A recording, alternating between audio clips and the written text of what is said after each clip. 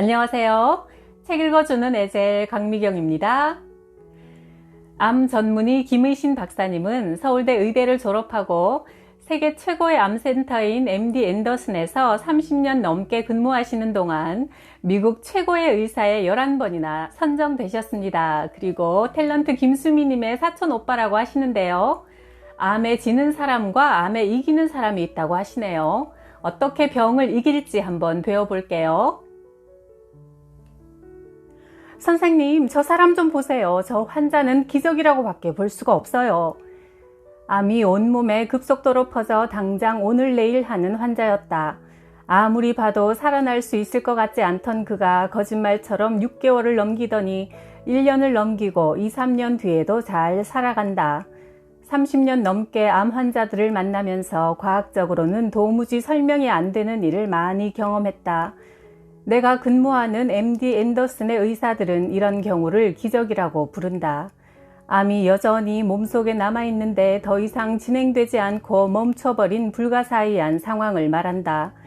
평소에 각별하게 여기던 후배 의사 S가 있었다. 어려서부터 축농증을 앓았던 터라 이비인후과 의사 되는 것이 꿈이었고 드디어 이비인후과 전문의가 되어 병원을 개업했다. 그러던 어느 날 코를 푸니 고름에 피가 섞여 나왔다. 그동안 툭 하면 코피를 펑펑 쏟았지만 자신의 전공 분야라 그럴 수도 있다고 대수롭지 않게 여겼다. 부랴부랴 큰 병원에 가서 검사를 해보니 코를 둘러싼 얼굴뼈에서 암세포가 발견되었다.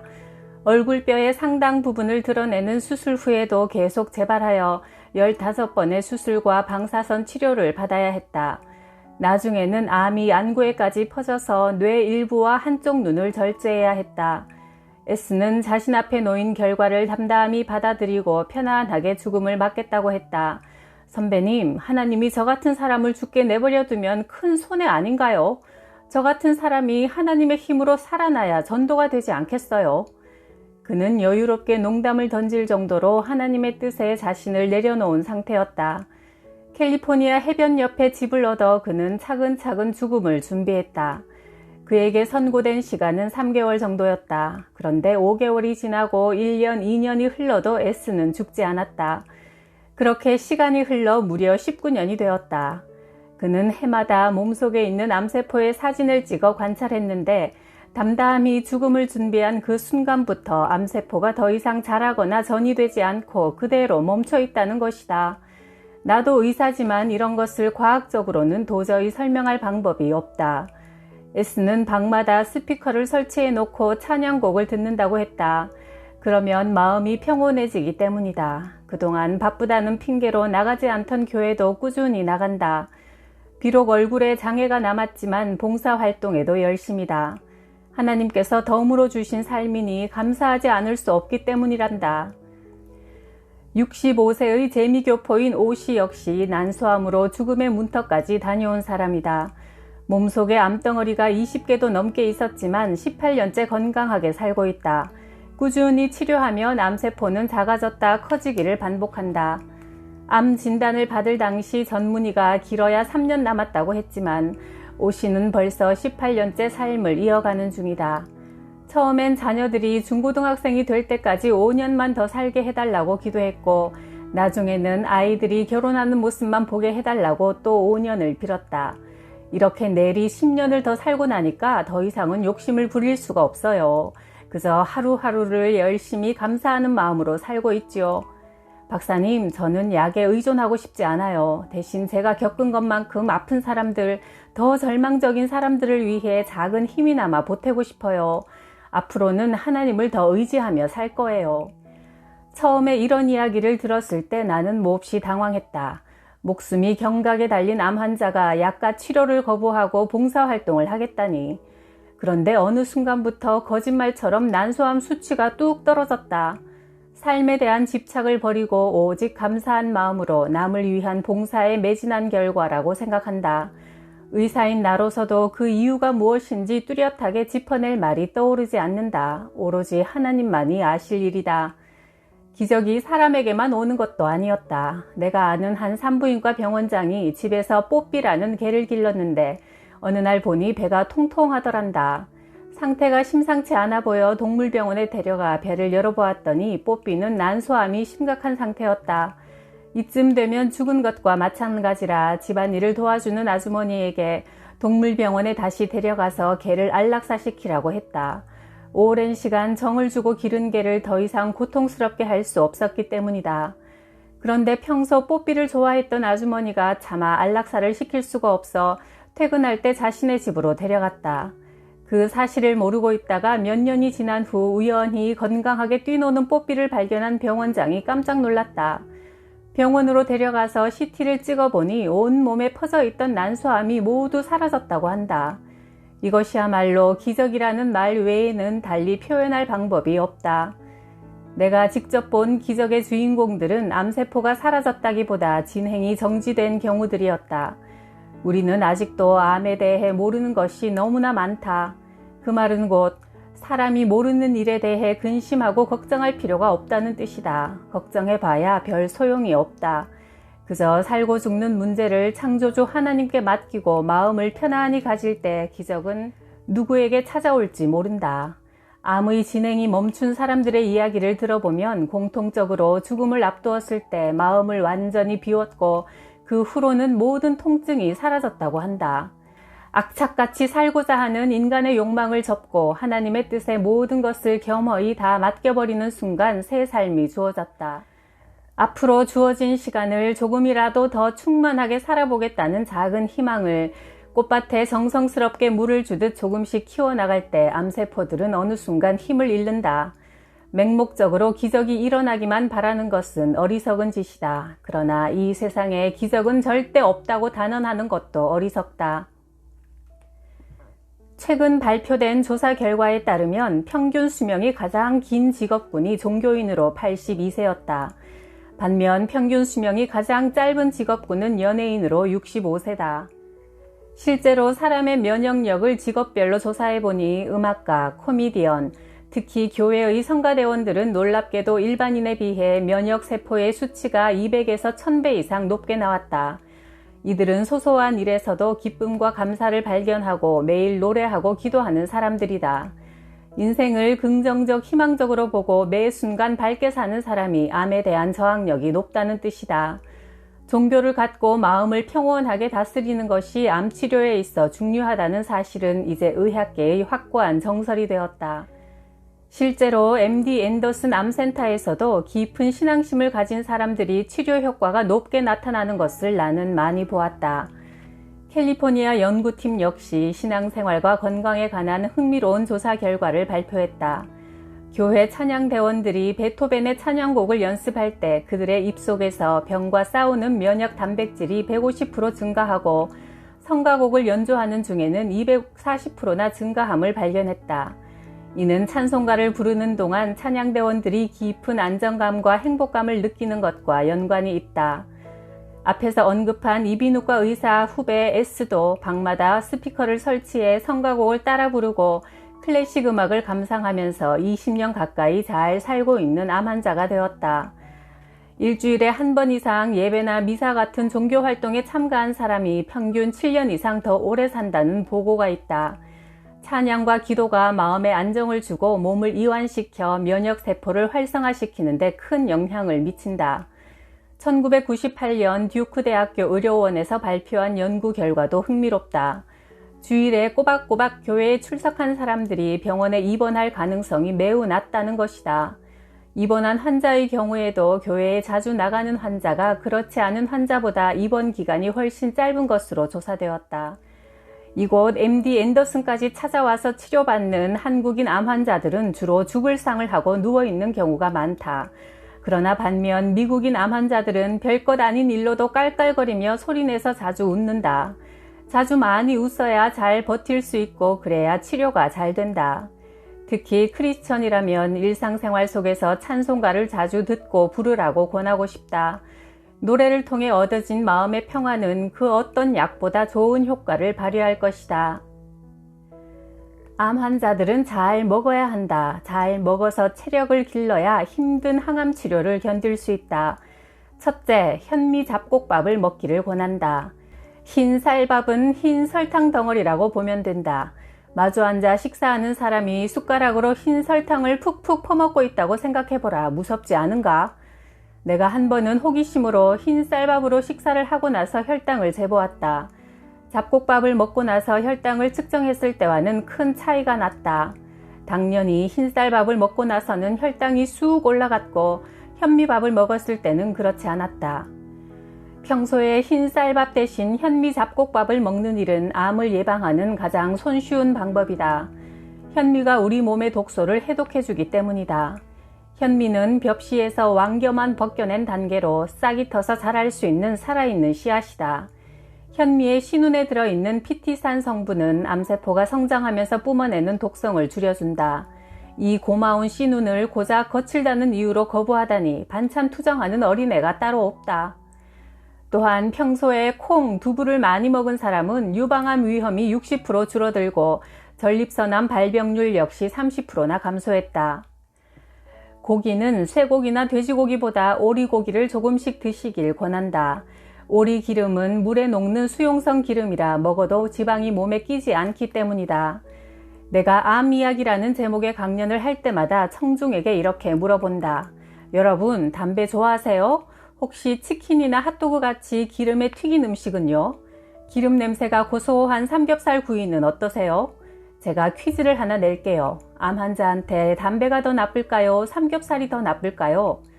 사람들은 아주 궁금하다는 표정이다.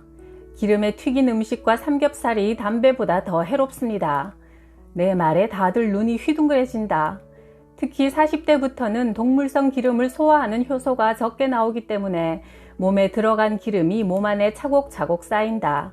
즉 혈관벽에 기름이 낀다는 뜻이다. 혈관 안에 들러붙어 있던 기름 덩어리는 몸 안을 돌아다니다가 가느다란 모세혈관에 가서 달라붙는다. 이것이 뇌혈관에 가서 들러붙으면 중풍이나 치매가 온다. 그리고 간에 가서 붙으면 지방간이나 간암이 된다. 췌장에 붙으면 당뇨병이 생긴다. 일주일에 한두 번씩 꼬박꼬박 술과 고기를 먹으면 췌장에 기름이 끼어 췌장암이 된다. 췌장암은 기름진 육식 위주의 식사를 자주 하는 사람들에게 주로 발생하여 부자병이라고 한다. 여보, 식사하세요. 카레 만들었어요. 당신이 채소, 생선, 카레가 항암에 좋다고 꾸준히 식탁에 올리라고 했잖아요. 식탁에는 가지와 양파를 넣은 카레가 올라와 있다. 카레에는 강황이 들어가는데 강황에는 커큐민이라는 좋은 성분이 있다. 이 성분은 유독 항암 효과가 뛰어나다. 얼마나 효과가 좋은지 미국에서는 이 커큐민을 알약으로 판매할 정도다. 내가 만난 환자 중에 Y는 대장암, 갑상선암, 자궁암 등 가족 모두가 암을 한 가지씩 가지고 있었다. Y의 가족은 모두 짜고 매운 음식을 좋아해서 그런 음식을 평생 함께 먹어왔고 그러다 보니 저마다 가장 약한 장기에서 이상이 생긴 것이다. 이런 경우 식단만 바꿔도 암의 성장을 늦출 수 있다. Y 가족은 항암 치료를 시작한 후 그전까지 입에 달고 살던 인스턴트 식품, 탄산음료, 치킨과 맥주를 끊었다. 대신 현미, 콩, 조, 율무로 밥을 짓고 버섯, 청국장, 신선한 채소 위주로 반찬을 만들어 식탁에 올렸다. 아예 마당에 조그만 텃밭을 만들어 채소를 직접 길러 먹었다. 그러자 갑상선암이 폐로 전이되어 장례식 날짜까지 잡아두었던 Y의 동생의 몸에서 암의 활동이 멈추었다. 그 뒤를 이어 대장암으로 고생하던 Y도 4차 항암 치료 후에 더 이상 암세포가 자라지 않았다. 이처럼 암을 치료할 때는 식사를 제대로 하는 일이 정말 중요하다. 만년 청춘인 줄 알았던 우리 몸도 나이를 먹으면 몸속의 모든 기관이 탄력이 떨어져 쭈글쭈글하게 주름이 잡히고 그곳에 배설물이나 찌꺼기가 끼어 염증이 생긴다. 염증은 암을 일으키는 주된 원인이다. 시금치, 브로콜리 같은 녹색 채소는 손상된 인간의 DNA를 복구한다. 블루베리, 빌베리 같은 베리류에는 안토시아닌 성분이 들어있어 발암물질을 억제하고 몸속의 독소를 해독한다. 수박과 토마토는 전립선암과 폐암을 억제시킨다. 마늘이 가진 알리신 성분은 강력한 살균 효과로 위암 예방에 탁월하다. 사과 속에 들어있는 플라보노이드 성분은 유방암의 재발을 방지하고 감귤은 폐암을 예방하는 데 좋다. 암세포가 살 수 없는 몸을 만들기 위해서는 채소, 과일, 견과류, 씨앗류, 버섯류를 많이 먹고 항산화제와 비타민 오메가3를 꾸준히 섭취하는 것이 좋다. 평소에 몸을 따뜻하게 해야 면역력이 높아지므로 하루에 40분 정도 걷기, 수영, 조깅, 자전거 타기를 하면서 땀이 조금 배어 나올 정도로 운동하는 것이 좋다. 염증을 줄이는 비타민 D를 몸에 흡수시키기 위해 햇빛을 자주 보고 꾸준히 산책하면 좋다.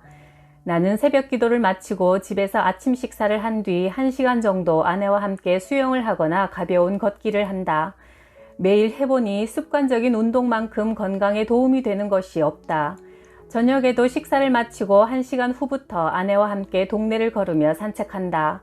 그리고 평소 병원에서 엘리베이터 대신 계단을 이용한다. 건강하게 태어나는 것은 운명이지만 건강하게 사는 것은 자신의 노력에 달려있다. 나는 서울대 의대를 마치고 25세 때 의사가 되어 월남전에 참전했다. 한국군 맹호부대와 십자성 부대가 있는 곳에 후송병원이 2군데 있었다. 군인들이 다쳐 한꺼번에 수십 명씩 들어오면 그야말로 아수라장이 되었다. 뒤통수가 깨진 사람, 손발이 없어진 사람, 내장이 쏟아진 사람 등 그 참혹함은 이루 말할 수 없었다. 전선에서 대치하던 중 갑작스럽게 베트콩이 공격을 해오면 놀란 장병들이 눈을 질끈 감고 총을 다다다닥 쏘아대는데 그러다 옆에 동료를 쏘는 경우가 있었다. 총을 쏠 때 두려움 때문에 눈을 감게 되어 벌어지는 우발적인 사고였다. 베트남에 있던 2년 동안 나는 인간이 극한 상황에서 두려움에 어떻게 지고 마는지 똑똑히 보았다. 작은 총상이라도 악을 쓰며 살겠다고 떼쓰는 환자는 거의 다 죽었다. 그런데 심각한 중상을 입어도 가만히 앉아 죽음 앞에 초연한 태도를 보인 환자들은 대개 살아남았다. 그런데 죽음의 공포에 잡아먹힌 사람들, 죽음으로부터 도망치려고 악을 쓰는 환자들은 얼마 못 가 죽었다. 아무리 살고 싶다고 떼를 써도 소용이 없었다. 이런 현상은 암 환자도 다르지 않다. 내가 내린 결론은 살고 싶다면 먼저 자신의 마음을 잘 다스려야 한다는 것이다. 살고자 하면 죽고 죽고자 하면 산다는 말도 비슷한 맥락이다. 사업을 하는 이 씨는 한국에서 여러 병원을 전전하다 마지막 희망을 품고 MD 앤더슨으로 왔다. 신약을 투여할 예정인데 성공 확률이 2%라는 말을 전달하자 얼굴이 새까맣게 변하며 심하게 투덜거렸다. 괜히 여기까지 왔구먼. 돈만 버렸네. 돈만 버렸어. 1%의 희망이라도 그게 어딥니까? 일단 의사를 믿고 치료를 받으세요. 아직 끝난 게 아니지 않습니까? 미국인 환자들은 이런 경우 대부분 긍정적인 반응을 보인다. 와우, 내게 아직 가능성이 있다는 거네요. 1%의 희망에도 감사하고 마음을 편안히 다스리는 사람들이 1%의 기적의 주인공이 되는 경우가 많다. 사람은 무슨 생각을 하느냐에 따라 신체의 반응이 달라진다. 우리 몸은 기분 상태에 따라 분비되는 호르몬이 다른데 기분 좋은 생각을 하면 면역력을 증가시키는 호르몬이 분비되기 때문이다. 병을 두려워하여 밤잠과 밥맛을 잃고 우울해하면 부신에서 스트레스 호르몬인 아드레날린과 코르티솔이 많이 나온다. 그러면 암세포를 잡아먹는 면역세포의 힘이 뚝 떨어지면서 결국 암을 키우는 꼴이 된다. 행복감을 느끼면 우리 몸에서는 보이지 않지만 분명히 에너지가 생성된다. 우리 몸은 마음을 어떻게 하느냐에 달려있다. 암이라는 진단을 받으면 이제 곧 죽겠구나가 아니라 앞으로 암이랑 같이 잘 살면 되겠구나 하고 생각하는 것이 좋다. 이 병이 나으면 남은 생을 어려운 사람을 위해 봉사하며 살겠습니다. 이런 간절함으로 목적 있는 삶을 기도한다면 기승을 부리던 암도 그 기세가 수그러들 때가 있다. 내 나이 72세다. 70이 넘도록 살아보니 결국 인간에게 가장 큰 기쁨을 주는 일은 필요한 사람에게 도움을 주는 삶이었다. 손익을 따지지 않고 도와줄 수 있는 것은 종교의 힘, 사랑의 힘이다. 암을 이기는 힘 역시 이런 사랑의 힘에서 나온다. 내 나이가 올해 72세라 친구들을 여러 명 하늘로 떠나보냈다. 미국인 친구들은 곧 죽을 사람인데도 농담을 한다. 의신, 너 골프 연습 많이 하고 와라. 내가 먼저 가서 천국의 골프장 잔디 관리해 놓을게. 하늘나라 맥주도 맛있으려나. 나중에 한잔 하자고. 이왕이면 털북숭이 남자 천사 말고 예쁜 아가씨 천사가 마중 나오라고 기도나 해줘. 그 친구들은 죽음을 대하는 자세가 초연하고 성숙했다. 죽음이란 조금 앞당겨서든 혹은 조금 뒤늦게든 약간의 시간차를 두고 모두에게 찾아온다. 나는 환자들에게 습관적으로 하나님께 맡기세요 라고 말한다. 40년간의 의사생활 경험에 의하면 생명은 창조주의 영역이고 의사가 하는 역할은 10% 정도에 불과하다. 미국인 환자들은 기본적으로 자신이 아직 세상에 쓰일 곳이 있다면 하나님이 살려주실 거라는 믿음을 가지고 적극적이면서도 편안하게 치료에 임한다. 자신이 꼭 살아야 하는 이유를 당당하게 말할 수 있는가? 평소에도 그런 소명의식을 가지고 사는 사람들이 좀 더 충만하고 풍요로운 삶을 살게 된다. 선생님, 저는 빨리 죽어야 합니다. K는 이런 말을 하면서도 아무렇지 않게 싱글벙글 웃어 보인다. 레지던트 3년 차인 그는 부잣집 외동아들로 태어나 부족함 없이 자랐고 가족 중에 유일한 크리스천이었다. 그런데 어느 날 마른 기침이 나오고 숨이 차서 CT 촬영을 해보니 10cm 크기의 암덩어리가 정맥을 누르고 있는 악성 림프종이었다.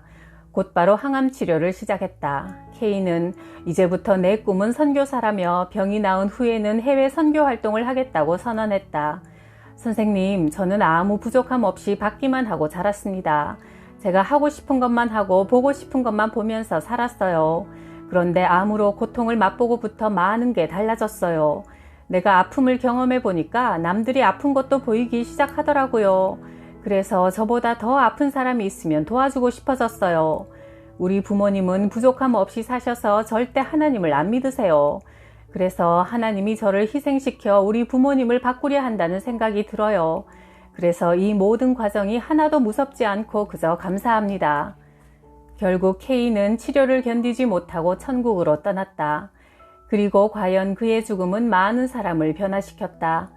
K의 가장 친한 벗이 친구의 뜻을 대신 이루고자 몽골로 선교사로 떠났다. K의 부모 역시 아들의 유언대로 독실한 기독교 신자가 되어 몽골의 도서관을 세웠다. 아들이 살아있었다면 그런 일을 했을 거라고 하면서 말이다. K의 희생으로 세 사람은 확실히 바뀌었다. 이렇게 죽을 수 있다면 그것도 좋겠다는 생각이 들었다. 기도하고 찬송하고 감사하면서 모든 것을 하나님께 맡기고 살 때 암도 맥을 못 춘다고 하네요. 몸도 마음도 모두 건강하시길 기도합니다. 구독, 좋아요, 댓글에 사랑 덕분에 저는 아주 건강합니다. 감사해요.